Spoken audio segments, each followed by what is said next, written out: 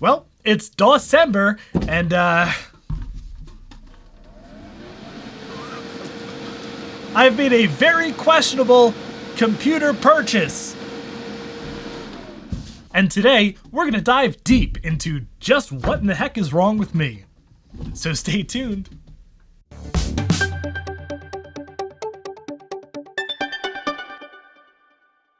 And if you enjoy 90s heavy industrial, I hope you'll consider subscribing to the channel. Ho ho ho! Industrial Computing Claus has come early this year, and evidently I've done something horribly wrong because he's delivered me the computer equivalent of a lump of coal. I'm not making this a Christmas episode. Come on. And no Christmas puns either. Anyway, this is an Allen Bradley industrial computer, and I know next to nothing about it. Normally, when I do a video on a weird computer, I do a bunch of research first and learn about its history and what fun hacks people have done to get them to do weird stuff, and maybe even tinker around with them for a bit to get a feel for them. Well, there isn't exactly any Allen Bradley Industrial Computer MLA forum out there, and searching for this thing just brings up a bunch of reseller listings and auctions, which shockingly go into the many hundreds or thousands of dollars. Although this thing cost me basically the price of shipping on eBay, $50, which is crazy because this thing weighs a ton. So let's jump right in and take a quick tour around this immense, dense metal behemoth. I'll show you a few things that I've discovered so far, and then we'll take it apart and see what makes it tick, because I'm pretty sure there's just a standard 90s Pentium computer in this thing. So just look at this thing. It was obviously meant to be mounted into a bigger machine or maybe just straight into a wall. And the whole computer is interfaced right on this big panel here, which was probably at one point meant to be dust-proof. Although, yeah, not so much anymore. But this is a full keyboard, and most of the keys that you'd want on a normal computer keyboard just as weird little buttons up here. There's a color display, which we'll see more about later. It's not so clear anymore, but it does work. And yeah, there's even connectors up front for your keyboard and mouse, just regular PS2 ports, what I assume is infrared, and a power button. And then in here, a floppy drive, which I don't think works and makes horrible noises when you put a disk in it. And it does look like you can take this blanking plate out and put a larger full-size drive in there, like a CD-ROM or something. But if that wasn't interesting enough, let's take a look around the side. Yeah, this obviously wasn't meant to sit on a desk by itself, so I have it resting on these foam sound panels just so it doesn't completely ruin my desk. But check it out. This is probably just a regular PC motherboard from the 90s in here, because here's all your regular ports, spots for your cards here, and these are little jumper cables that are PS2, which connect the front panel stuff, keyboard and mouse, to the normal PS2 ports of this keyboard. And wow, my goodness, that is dirty. So it'll be interesting to take this apart, see what some of these cards are. This looks like another PS2 port down here. This looks like VGA. Around back here, we have something which scares me a little bit. Filter maintenance with two big screws here. I assume there's a big filter in here, which passes through the super loud server fan here, which just runs full speed, super noisy all the time. And the case here, well, solid metal and kind of modular looking. Pretty easy to take apart with lots of big screws. And the front panel is just bolted on with bolts going all the way around. And this is a big, heavy painted metal 70s looking panel here. But I'm really interested to see what using this panel is like. And yeah, these keys, which are just membrane keys like you'd have on a cheap remote control. I really wonder how this mouse is supposed to work. And I don't know if there's a hard drive in here or there's supposed to be a hard drive in here, or if it was only ever supposed to boot off of a floppy disk. But yeah, it doesn't actually boot into any sort of operating system, but it does turn on and it does go into BIOS if you hook up an external keyboard. So here, let me show you what I found. And we can't really do much about the noise this thing makes, at least for now. Maybe we'll stick a Noctua in it, but yeah, here we go. I turned a bunch of the lights off because the LCD is quite dim and this is quite dusty behind the glass here. But as you can see, floppy drive A failure, press F1 for setup, and there's no F1 key on the machine here, so we need to do it on the keyboard. And that gets us into a pretty standard looking generic BIOS.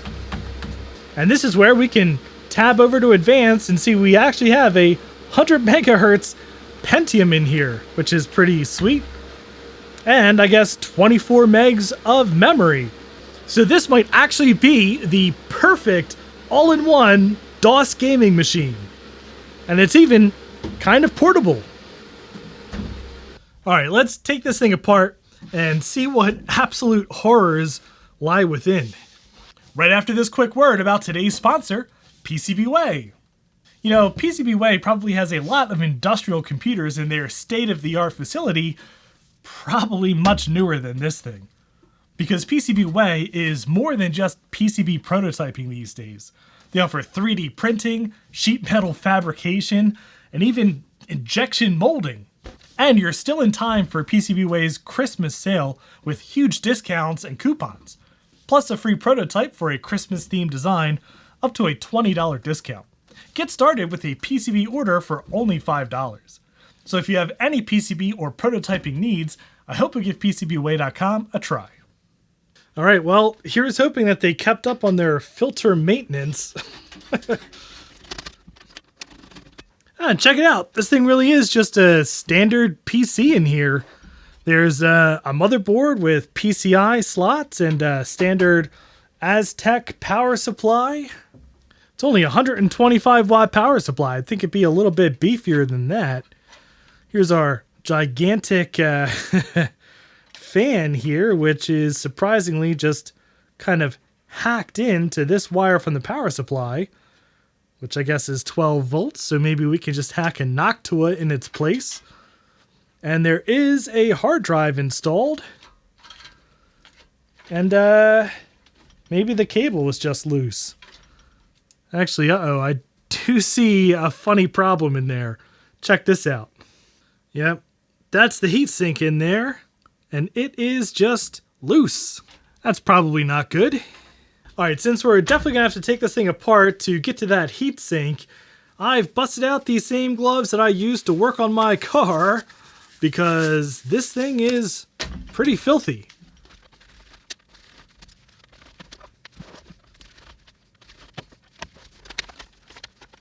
Oh yeah, there's our errant CPU cooler, which somehow has not completely destroyed the CPU. And our Socket 7 Pentium. A nice full complement of memory. 2 cards here, which we'll take out in a second. Sorry, 3 cards here. Okay, so this is actually a video card that takes VGA up to the front of the computer. TFT video card, 2 megabytes.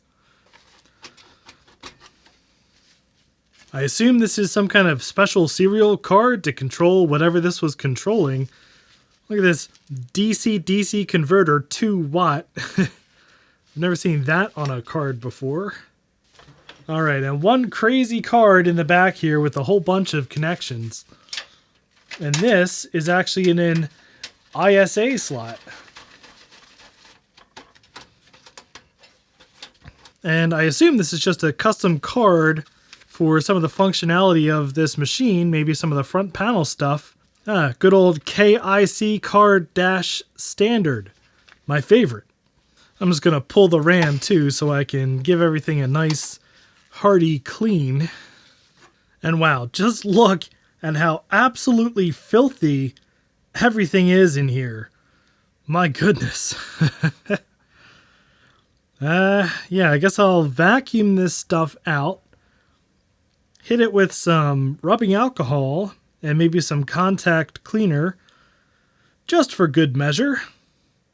All right, and the fan is just loose in here. And yeah, it's just a 12-volt fan of enormous proportions. Well, since we're building a gaming PC, obviously we have to go RGB. And yeah, looks like there was supposed to be a filter in here. It says filter this side, but there is no filter, so I guess we're just gonna stick this in there. Okay, so I pulled out the hard drive and I was quite surprised to see that it's a 41.1 gigabyte IBM DeskStar. What is a 41 gigabyte hard drive doing in a Pentium 100 system? I'm quite interested to know, and obviously this hard drive did not want to boot up this system, so what I'm going to do is hook it up to my handy USB adapter and external power and see if I can spin this thing up on the good old ThinkPad X230. It's not spinning up at all. Oh, it's clicking. It's clicking very pathetically. Oh, now it's spinning. Through the cunning use of percussive maintenance, this thing is spinning. But it's not exactly mounting. Well, I'm not sure if it's actually going to work.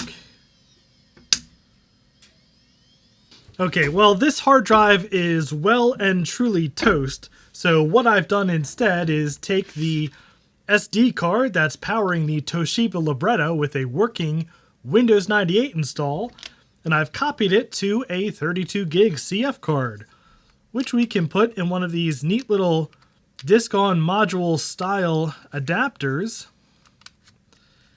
and forego having to use that dirty, disgusting IDE cable.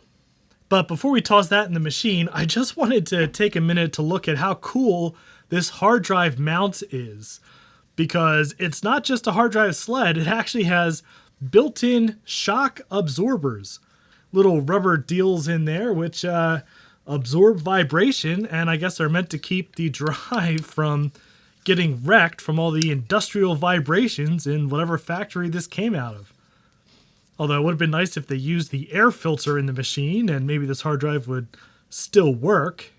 But yeah, pretty cool. And the other thing I want to do is make a little fan adapter for this funky kind of automotive style clip.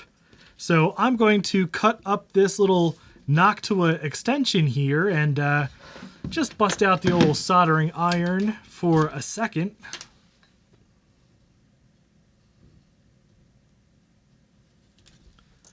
There we go.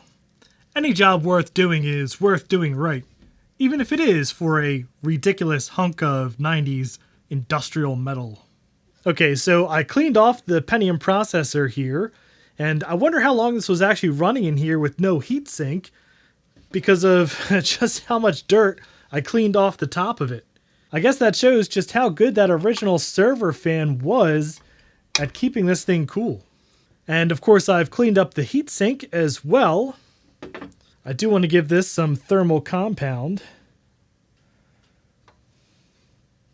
Alright, that snapped in without too much trouble. And now we'll take our 32 gig CF card and might as well just do a little deoxit in here as well. Just because these connections were pretty filthy.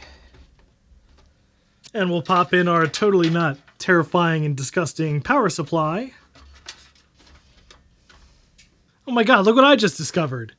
Taking these 3 screws out here, this whole shebang is on a hinge and opens up like a door to give you access to the screen.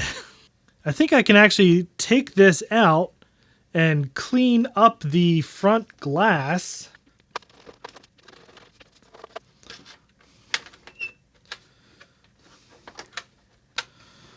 Oh wow, that's the backlight.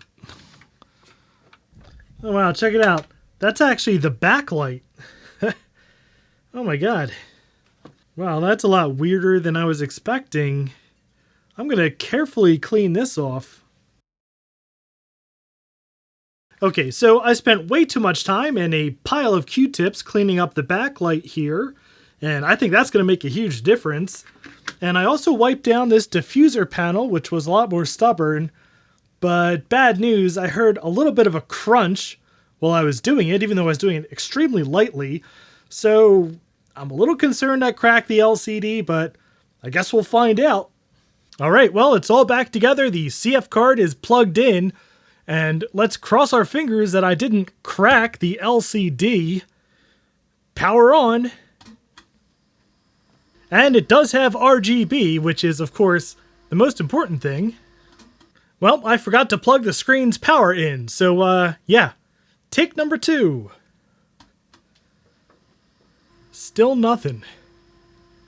Alright, so apparently it just didn't like this CF card adapter, and I swapped in a different CF card adapter, and now it seems to be working. And look, hard disk 0 installed. This screen is like 10 times brighter now. It was just all that dust in the backlight assembly and on the diffuser panel. Alright, well, the CF card didn't want to boot, but on a whim, I reinstalled the original hard drive, and look, it sees it detected. Will this actually boot? No. Invalid system disk. Figures.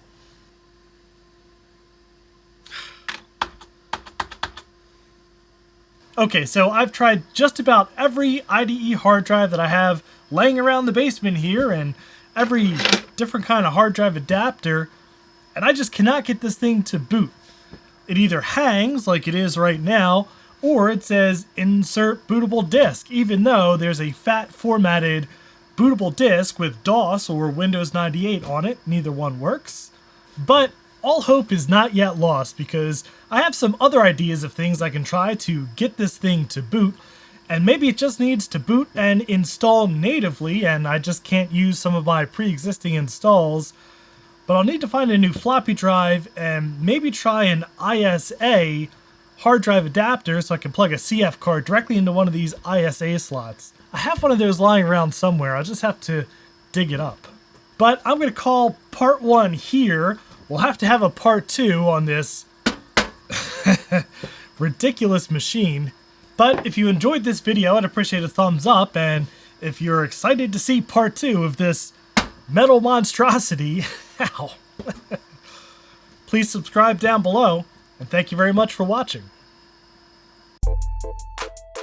And a special thanks to Alex Hoffman, Camilla Noseda, Chris Allegretta, Chris Biggs, Chris Calderon, Chris Nelson, Cobalt Retrotech, Control-Alt-Reese, Daniel Hubbard, Greg from Hrutk Mods, Justin Reed, Michael Mulhern, Paul Spencer, Ryan, Scott Thompson, Sutek, and Tom Woodfin, who are my highest tiered patrons and all of my Patreon supporters for helping to make these videos possible.